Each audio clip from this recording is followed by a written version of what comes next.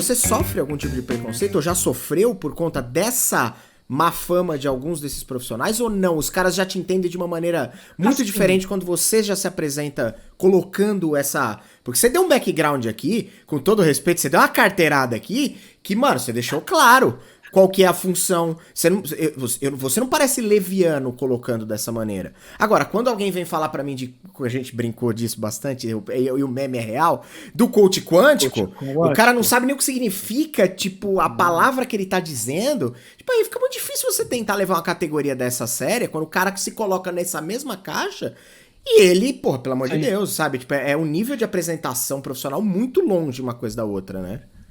Eu não lembro de ter sofrido preconceito, de falar que eu sou coach e torcerem o nariz para mim e eu me tratarem mal. Isso tem um pouco em função dos ambientes que eu circulo e de como eu falo e de como eu me posiciono.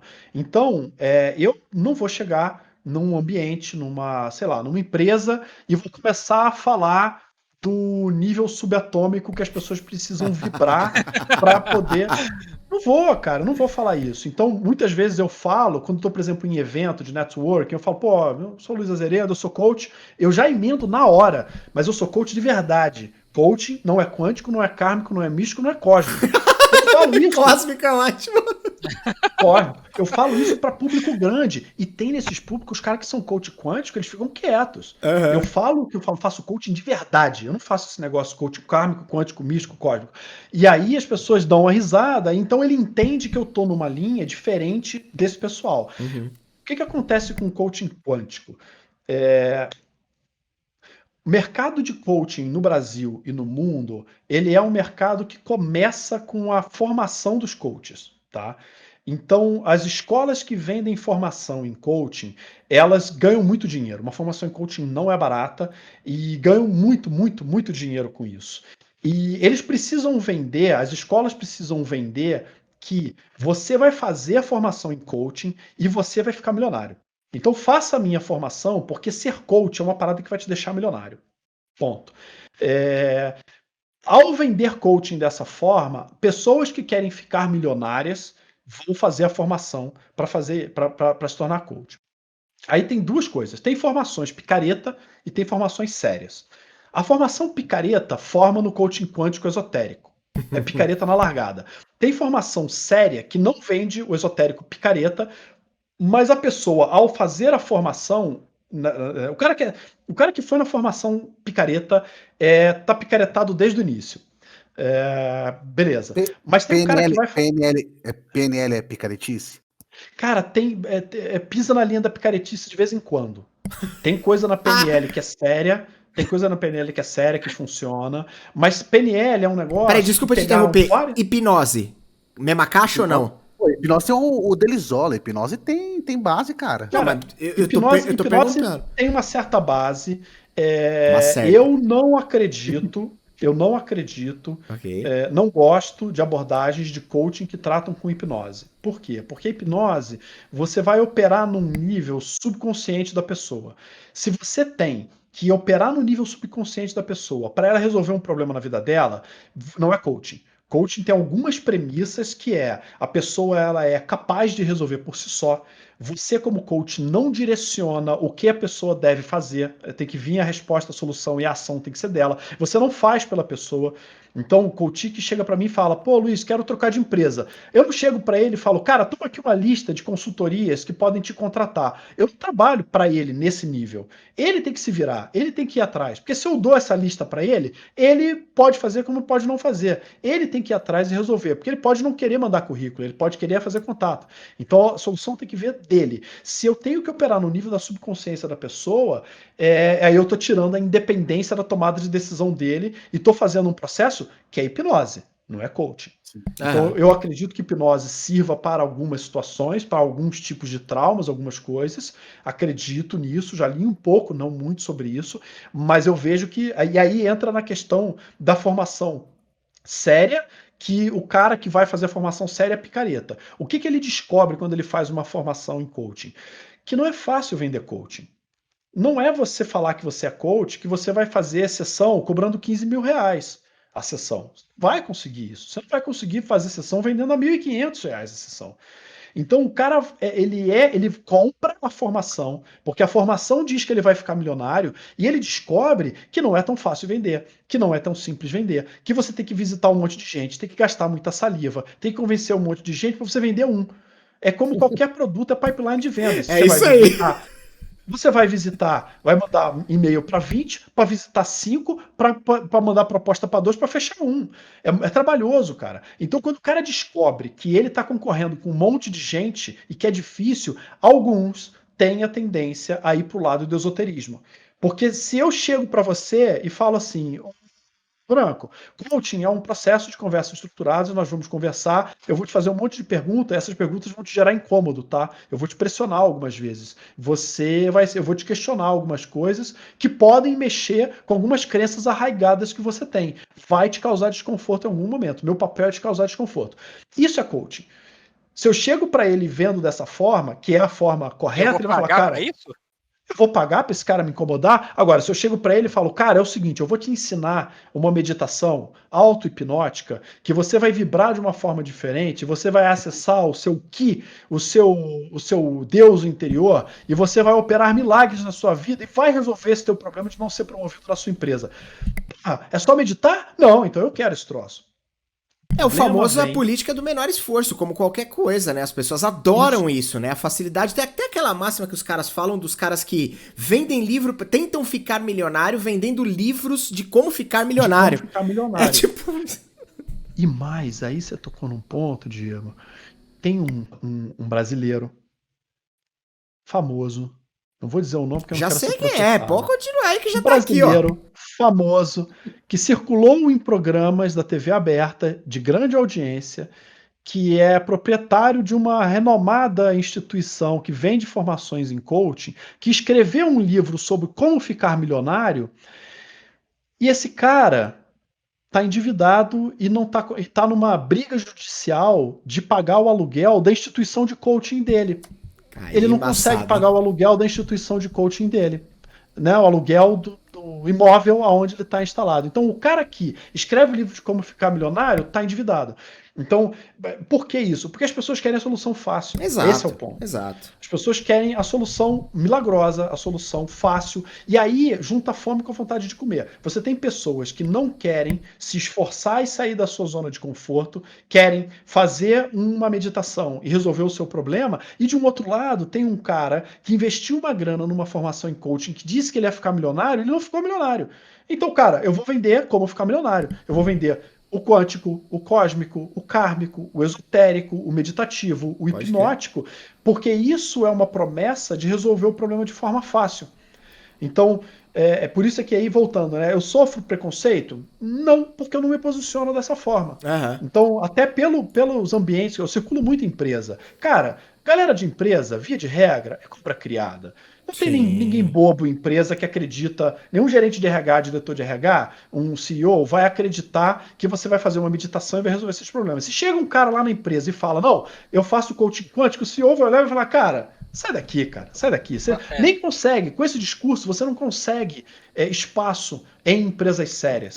Mas aí o que essas pessoas, para onde essas pessoas vão? Pro YouTube. Fazer palestra, fazer vídeo, vendendo aquilo como coaching cósmico, quântico, kármico, e conversam com um público que quer isso. Quer ouvir isso, que quer a solução mágica. Isso.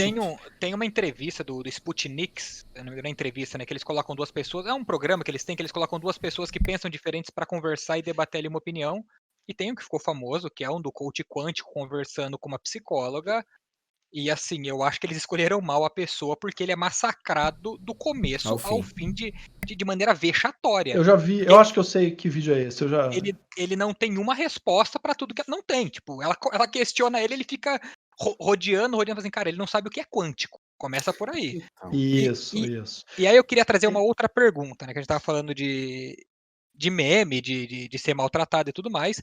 E tem tava vendo esses dias, por coincidência, a entrevista do cara que ficou famoso como um meme, que ele mandava um de seus coaches rugir, liberar o homem interno, ou algo do tipo, que isso viralizou, e o menino ficava ali gritando, não, isso, grita mais alto, libera seu homem interno, e todo mundo vai te responder, não sei se Se você Já viu vi isso. isso, vi isso. E eu me coloquei no lugar do A cara. galera me marca nesses Imagina, negócios, cara. imagina eu vou A galera procurar. me marca. Imagina eu chegar pra um cara e falar assim, ó, tem um problema aqui emocional, eu não consigo me posicionar de forma X como um macho alfa que eu devo ser e que eu quero ser. E aí eu vou fazer um coach com você me manda rugir como um homem, eu faço esse papel, eu presto esse papel porque eu acredito nisso, isso vaza na internet. Isso não é muito, sei lá, na minha cabeça, acabou com o cara. Se eu já tinha um problema de autoestima, nesse momento que vaza eu rugindo como um homem de uma maneira, tipo, horrível, na internet acabou comigo, piorou. O problema que eu tinha agora tá elevado. Sei lá, me soa um pouco, sabe, me soa um pouco às vezes perigoso esses charlatões. Eu não tô falando, obviamente, da sua empresa, claro, mas esses charlatões que a gente vinha conversando até então. Porque, tipo. Duas coisas. Primeiro, eu vi no chat ali alguns comentários, o pessoal falando, pô, eu quero esse negócio de coach aí. Entre em contato, não é barato, mas não é caro a ponto de ser proibitivo. Beleza? Legal, Valor isso pé é no legal. chão. Valor pé no chão. Eu conversei uma vez com um cara aqui em Curitiba que fez a formação dele em coaching, a mesma que eu, e ele não fazia coaching, ele fazia umas imersões de fim de semana, de autodescoberta, não sei o que, não sei o que lá. Ele vendia como coaching esse troço. Para começar, já não é. Final de semana não é coaching, para começar. Mas eu fui conversar com esse cara, né? Eu estava começando na minha empresa, e esse cara ele era meio famosinho aqui em Curitiba, desapareceu do mercado. Eu fui lá visitar o cara. E ele me deu o depoimento dele, né? Eu falei sobre como eu trabalhava, falei do meu background, e aí ele falou, pô, Luiz, é legal isso que você tá falando, porque eu, quando comecei a fazer coaching, e ele fez na mesma instituição que eu fiz, primeira proposta de coaching que eu fiz para uma empresa, eu cobrei 100 mil reais para fazer um processo de coaching. Eu olhei para ele e falei, caralho, cara, 100 mil reais, um processo? Pois é. Ele sabia que foi exagerado, ele não fechou, ele não vendeu, porque, cara, 100 mil reais é muito dinheiro.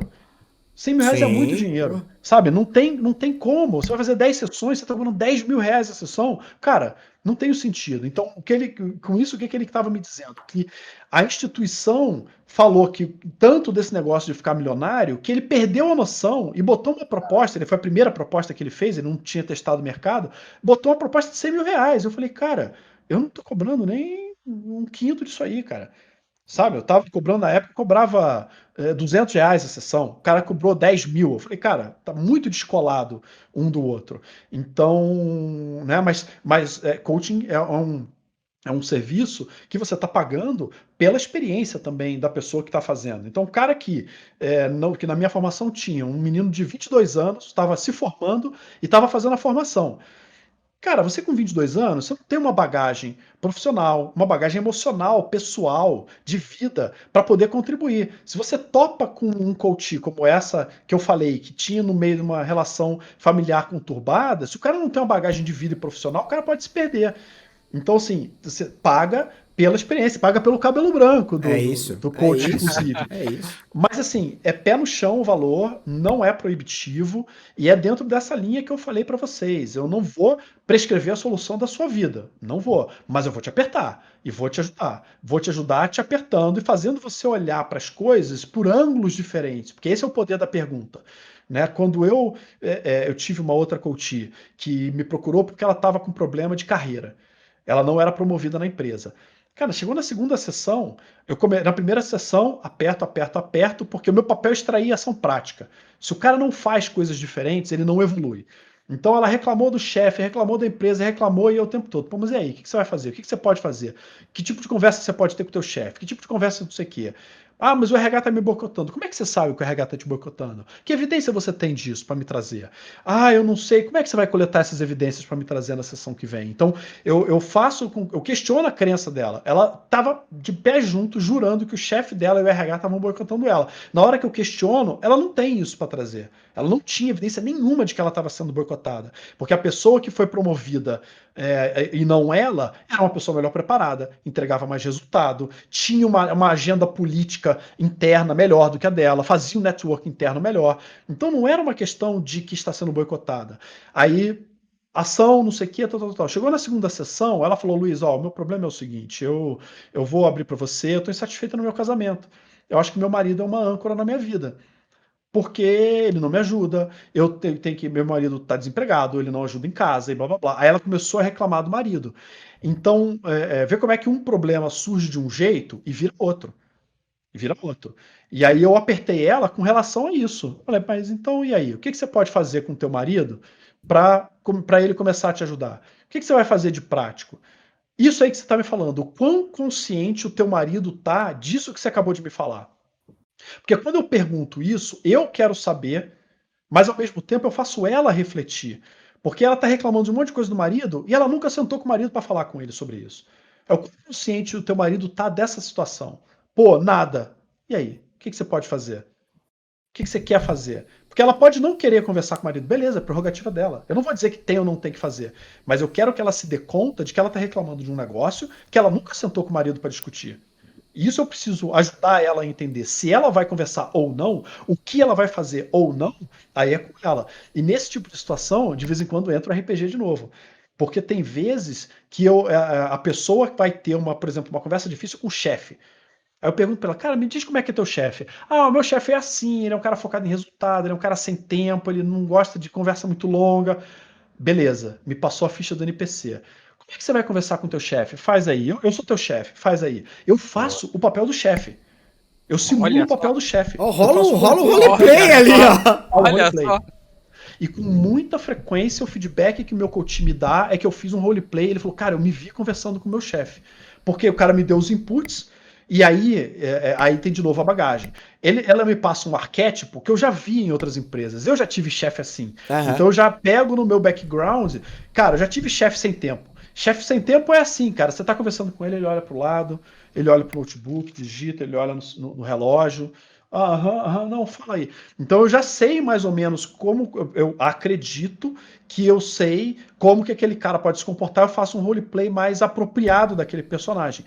E isso ajuda o meu coach a se preparar melhor. Por isso daí é técnica de psicodrama, dentro de uma linha de psicoterapia de psicodrama. Mas eu não preciso ter uma formação em psicodrama para tratar, para preparar, para ajudar o meu coach a se preparar para uma conversa difícil. Ele vai ter que dar um feedback para o funcionário dele que está fazendo maracutaia. Cara, uma conversa difícil, mas eu não preciso saber toda a teoria para ajudar o cara a se preparar para uma reunião, para uma conversa. Então coaching tem alguns elementos que vêm de linhas psicoterapêuticas, mas que a gente usa com muita limitação. Né? Eu não posso tratar, de novo, eu não vou tratar um problema de abuso sexual com técnica de roleplay. Claro. Nem vou tratar, claro. nem com uma técnica, nem com outra técnica. Então, o que acontece no mercado, né, por isso que eu quis dar esse contexto de tem o mercado de escolas vendendo formações a peso de ouro. Para vender a peso de ouro, precisa dizer que vai ter sucesso. Quando o cara descobre que ele pagou peso de ouro e não tem sucesso, e ele quer se diferenciar dos outros, ele começa a inventar linhas de coaching que são milagrosas. E isso foge completamente do que diz a Federação Internacional de Coaching, o Conselho Internacional de Coaching, que são órgãos internacionais que não vou dizer que eles regulamentam, mas eles criam conjuntos de boas práticas sobre as quais as instituições sérias no Brasil trabalham nisso. Então você não vai ter instituição séria vendendo coaching quântico, vendendo coaching esotérico. Aham. Mas eu sei que tem cara que faz nessas escolas e segue por uma linha esotérica porque ele quer se diferenciar vendendo um milagre que ele não é capaz, ninguém vai ser capaz de operar.